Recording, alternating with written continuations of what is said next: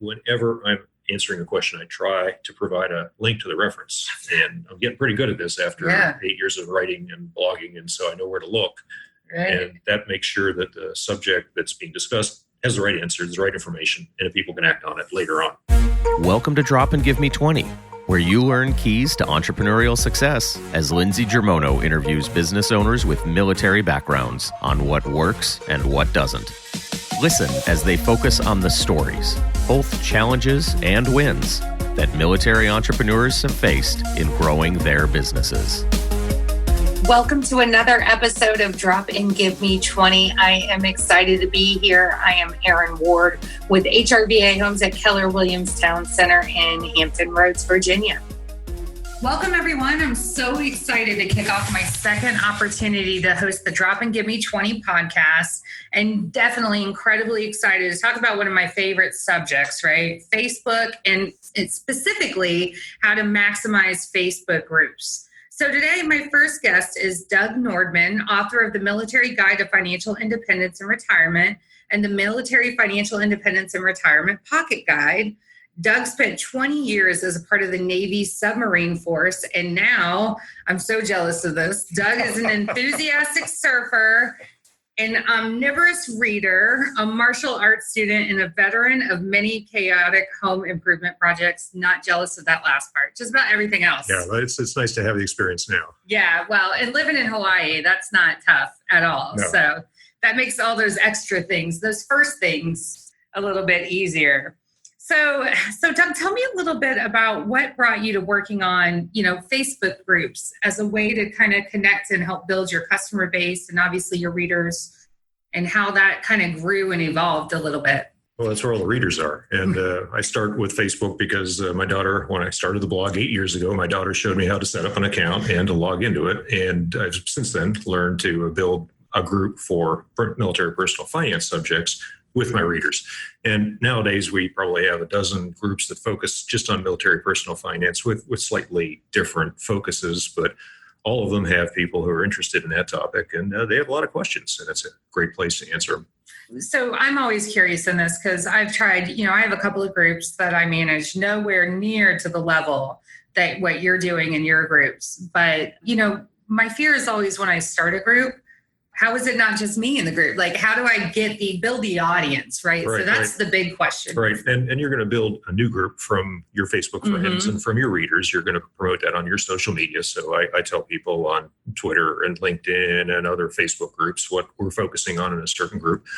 I also, frankly, leverage off the efforts of other military bloggers who also have their own Facebook groups. So I'll go on a group and I'll answer questions and I'll make sure people know who I am and what I do. But there's no marketing. It's not spammy. You're just there to help people out and give stuff away. And eventually that builds up your group. I think that many people enjoy being in charge of a group. But on the other hand, there's a lot to be said for letting somebody else take control of the group and run it for you and do all the work. And you just show up and answer questions and help out. So we all do that for each other. That's a pretty unique idea. And I like that thought process of where I could take, my particular expertise and, be a subject matter expert in somebody else's group. Exactly. And then maybe vice versa. They could do the same thing for me in my own running group. And therefore, there might be a cross audience. Exactly. And they all have different focuses. So you might have one group that focuses just on frugality, another group that focuses on reaching personal financial independence in the military, and other groups that just want to talk about what's wrong with your pay this month and what's wrong with your LES. That's a good, well, hey, I could have used probably all those groups and probably still could at some point in my life. So that makes sense. Yeah. And I also like that idea too. So you have something for everybody, right? I hope so. Yeah. Because I answer a lot of questions and I try to figure out the answers to questions I've never seen before, right? I'm the guy who has the time to do the research and figure out the edge cases in many military retirement or personal finance subjects that people don't normally come across. Right. There's a definite need for that. And obviously, everybody knows I'm in real estate. So I see, personal finance is obviously really important in my industry. Right. So I love the fact that you're kind of meeting all those, strange cases, but especially for our military. But then to have a place like a Facebook group where people can come in, feel safe and confident to ask those questions that we know people aren't asking when they walk into their community service, their Army community service, or, they're not talking to their ombudsman or, going to Fleet Family and asking. So, and I think that's probably what makes your Facebook group so powerful too, right? You're filling a need, right? You're filling a void, right? So as opposed to, I think when we think about Facebook groups and leveraging a place to fill a void, fill a need, it's the same thing like any business that you might be starting. There's got to be a need or a want for it, right? Sure. So how do you keep people engaged, right? So we have this Facebook group. We've put people in the Facebook group. How do you keep them engaged? Or are they self-engaging now? I think we've reached critical mass now. So I think it feeds itself. But one of the more popular groups we have is Military Personal Finance. And the name of the group is Personal Finance for Military Service Members and Families. And search for that term on Facebook and you'll find it. 2,500 members. Woo. And it's very lively. And so that's where all the questions come from. Now, many of those are brought up by local media. For example, Military Times will have an article about some aspect of military benefits, and there will be questions. Somebody else will have a question. A lot of questions come up about home ownership or VA loans. And so we'll answer those. But those questions come up all the time. I rarely have to jump in and say, it's too quiet. We need to talk about something. That rarely happens. This group is robust enough that it's really engaging itself because I have a group that I love dearly, but we all get really busy. And so I see the ebb and the flow, right? When I have a few minutes, I pop in and I try and jazz things up, but then it's like a roller coaster, right? So if I'm not securing the time, because it's a newer group, I probably need to schedule some time to make sure I'm engaging and kicking things going. And maybe you don't need to do anything with your group at all because maybe everybody's happy and nobody has any questions. I mean, some of the groups, there's only a question when there's a problem. Right. Other groups, it's more social, and maybe you'll leverage off the bigger groups for the social part. For example, another personal finance group, it's generic. Personal finance is choose FI for financial independence. And that one's very big, and it has a lot of local chapters. And we really aren't too active on the local chapter until we're planning a meetup or until some local subject comes up, like the hurricane in Oahu last month caused some excitement. So there was some conversation on the group, and now it's gone quiet again. Right. Okay. No, that makes sense. So, really respect where the group is at and what they need. They're all different. Yeah, no, that makes a lot of sense. So you talked a little bit about, diving into other groups to kind of build your group's membership up a little bit, but without being spammy. Sure. Right. So give me an example of how I can do that without, obviously I don't want to take away from the group, right? Because my subject is different, but it could be of value to the members of that group. Right. But how do you do that without being spammy or making somebody else mad? Or should you ask for permission? You got to be respectful of the group's purpose and the admins who have put all the effort into building that group. And maybe you don't need to go in there and carve off any of their members for your group. Maybe you just need to go into that group and participate. One group that I ended up being an admin of was mostly by coincidence because I was one of 3 or 4 admins. And over time, I became one of a smaller group of admins. But generally, I try to join a group and offer help and answer questions and not take over the group. And I don't try to take everybody away from the group and send them over to my own group. It's much easier to answer questions in somebody else's group, participate in other groups, and just have that ebb and flow back and forth among the groups. And so I'll check in on 3 or 4 Facebook groups every day. Some I check in on less frequently, but I'm quite happy to let those groups run on their own unless somebody has a question, or they'll tag me if they have one. So it works quite well. If you're building your own group for your own special topic, then you should probably focus on posting most of your content in that group. Right. And you're going to talk to that group. You're going to say, hey, here's a question for today. Everybody will have a theme, perhaps so Military Monday or What's Up Wednesday or some phrase like that where you'll post a question.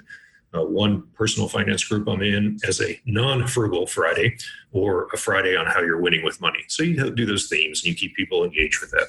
I love that idea because, as busy business owners and just busy people in general, right? Yep. So, I mean, I know you want to get out there and surf and you got all those home repair projects you got to work on. So you can't do this all day, right? But I love that idea to have those theme days because that definitely gives you a topic. Yes. So it's a no-brainer. Takes, not to say that it takes the thought out of it, because obviously we all deeply care about our groups and want them to be informative and want people to get something out of it, but it does make it makes life easier, right? When you it's just like our Facebook pages, right? You have to schedule those, and you have to have a plan of action and, a nice digital media plan, as Lindsay would tell us. The same questions keep coming up over and over and over. And I think Facebook groups have a short corporate memory. So you may end up answering the same question 3 times in a month. There's nothing wrong with that, because every reader that comes in, that's a very personal question for them. Yeah, no, you're absolutely right. I just love the concept of Facebook groups in particular because of the idea of community. Yep. Right. And so that's what I think Facebook's done a really good job at. And I know I have some great friends that actually have worked directly with Facebook groups in the military capacity. And I think there's something special to be said about being able to do that on a military capacity level, because we're so used to being in our bubble, right? In our military bubble where we're all friends, we're all family as a military community. And so sometimes when we branch out and we spread out, it's hard to come back together. So when we have these specific topics where we can come together and say, this is specific to the military community, there's so much value in that. So I have another question for you, Doug. This one might be a little controversial, right? So that's why I'm here. That's what I heard. So things are a little controversial these days sometimes, right? So things, politically, things can get a little heated. And I'm sure in the world of finance, sometimes these things come up. But I know a lot of times, unless your Facebook group is geared to be a hot, unless you're asking for it. Yeah, unless you're asking for it. And I'm part of some groups that I listen and watch and go, wow, okay, that's the purpose of the group, is to get political. Perhaps. But I think in a lot of our groups, we're not really looking for that. So when something controversial comes up, or something even, like a little baity, or there might be a little tit for tat thing going on that could go too far. Yeah. How do you handle that as a moderator or an admin? Well, the first thing is to remember that you are the admin, you are the moderator, you have all the power. And there is no First Amendment in your group unless somebody wants to be respectful of that. So you can control what they say and what they do. However, it's a good idea to engage that person with a private message on Facebook. You send them something on Messenger and say, look, this post is a little controversial and we need to tone that down and avoid that subject.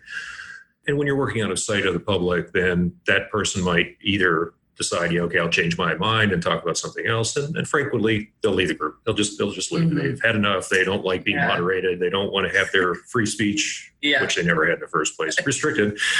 And so they'll solve the problem. And that's fine. I don't feel like I'm losing group members if I moderate, or if I have to go in there and edit a post. And I'm also free if I feel I need to edit something. If there's words that are reported in or topics that are too controversial for the group, we'll just take care of that. We'll edit it or straight up delete it. Get rid of it. Yeah. I will say that as an admin, I usually wait for the readers, the rest of the group members, to tell me when there's a problem. They're going to report stuff. If they see something they don't like, they're going to let me know. If they see something they feel they can handle on their own, that's engaging with your group members, and that's a discussion. But if they see something they do not like, spammy marketing or a subject that is not part of the group, they'll let me know, and then we can take action. Yeah, and spammy marketing is the thing I personally see quite a bit in the groups that I have. I've been blessed, knock on wood, that I haven't had any issues where I've had to get in and kind of like separate people. Not yet. Not yet. Yeah, it means you need to grow the group. Yeah, I know, it does. It does, right? Or I'm just dealing with some really level-headed folks. That's what I'm going to say. That's what I'm going to say.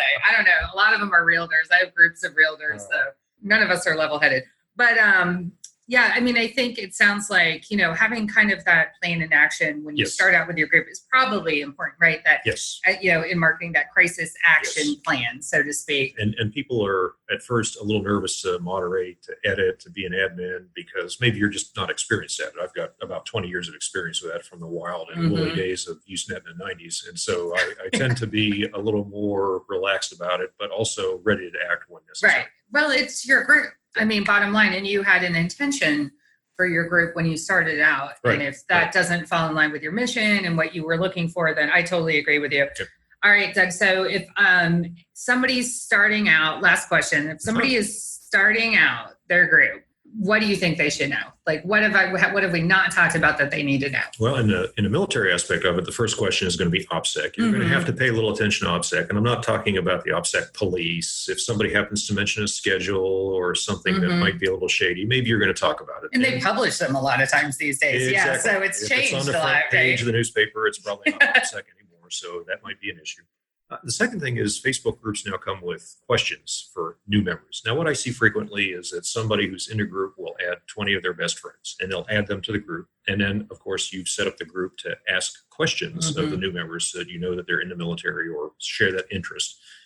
And when that happens, a lot of times the people that have been invited by that eager member really are politely not interested. And so they won't answer the questions. So I usually put those questions in there as a filter, make sure I get the right people in there, not somebody from a foreign country who has no interest in the subject, but is maybe there to market. And also to make sure the person is actually interested enough to answer the questions. So when you join a group, when you set up a group, you're going to put 3 questions in there for all the new members to answer. And that's how you know that they're going to be contributing, is because they can find the questions and answer them. And once you've done that, then things should flow pretty naturally. However, you're also going to put answers to questions in there. And when somebody asks a question, it's so much more helpful if the person that answers that question provides a link to the reference. Whenever somebody asks me a question about a military pension and I give them the answer, there's a lot of tribal knowledge out there, and a lot of it is urban legends or just downright wrong. Maybe it was relevant in 1982, but this is 35 years later and we have new answers. And so it's so much more helpful if there's a link to go with an answer like that. And whenever I'm answering a question, I try to provide a link to the reference. And I'm getting pretty good at this after 8 years of writing and blogging. And so I know where to look. And that makes sure that the subject that's being discussed has the right answers, the right information, and that people can act on it later on. I love that. In a world of misinformation, like in a world of, that's such a valuable point to make, you know, I think we could all learn that, right? Online, like share. If we have time, if we have the right mobile device, if you can type on that tiny little keyboard, yes, maybe giving that link is a little harder. But but if you're going to give advice, make sure you have something, you know, especially in a financial aspect. Please give us a reference. No, I totally agree. I think that's such a great idea because you're right. There is so much just urban legend knowledge out there. I hear it all the time in you know, for the housing industry. And it's like, what? That's not even remotely true. Yes. For those entrepreneurs at home, go see if you can start the military version of Snopes.com to debunk these urban legends. I'm sure there's money in it. You know what? I'm going to have to go trademark check that domain name. Somebody go take that for me. Well, no, I really, really appreciate it. And, you know, you're absolutely right. I have the questions on my Facebook groups. And I'll be honest with you, I'm kind of a stickler on that. Within 3 days, if you can't take the time in 3 days to answer the questions, you're gone. Like, and that's your answer. Maybe they don't want to join in the first place because somebody invited them. Exactly. They don't want to be rude. I'm also a little particular on actually answering the questions. With the right answers? With the right answers, That tells you how the group experience is going to go right there. Exactly. So I tend to be a little bit stickler on that too. So, well, I love it. So did you tell us all your Facebook groups? Are there more that you want to share? There are military personal finance groups all over Facebook. The ones that I participate in the most are military questions and answers. I already mentioned military personal finance for service members and families. There's a very popular group by a friend of mine. It's called Military FIRE. It's the acronym FIRE, Financial Independence, Retiring Early. For those who are in debt and struggling to get out of debt, they're aware already of Dave Ramsey. And there's a very large, very active, and very highly moderated group called Dave Ramsey Military. Those are the top 4. Awesome. That's great. And where else, if they want to learn more about you, Doug, besides Facebook groups, where do they go? Just search for the Military Guide. You can even search for Doug Nordman. Like I said, I've been doing this for a while, so I rank fairly highly in search engine. It's easier to find me. But the Military Guide website is the military-guide.com. And that's where I have 500 or 600 blog posts and the book and all the information that somebody needs if they're trying to do better with military personal finance. Well, and you are easy to find because I hope so. Quickly and easily found you today. Good. And I already started reading some of those blog posts, so I'll be reading quite a few more. I've already written down some that I need to read, so everybody else should get over there and check it out too. And thank you. Yeah, I really appreciate you coming in. It's fun. We get to sit together. Everybody else is far apart from me, so this is great. This is unusual. It's the first time I've been able to do this in a long time. I really enjoy being able to sit at a table and podcasting together. I know. It's cool. I'm going to have to do more of this. Everybody's going to have to come to Hampton Roads and see me. That's what it is. That's so much easier. Yeah, it's not a bad place to come. So, all right, guys. Well, thanks so much, Doug. I appreciate it. All right, Erin. Thanks for having me on today. Appreciate it. No problem. Thanks for listening to Drop and Give Me 20, brought to you by Germono Advertising Company in Norfolk, Virginia. Please visit our podcast in iTunes, click on subscribe, and leave us a review. Your support goes a long way. When you subscribe and leave reviews, it helps the guests on our show as well. Jump in and let us know what you think. You can also follow all of our guests on the Drop and Give Me 20 Facebook page. We have Instagram and Twitter. Those handles are Give Me 20 Podcast. I'm your host, Lindsay Germono, and I appreciate you listening to the show.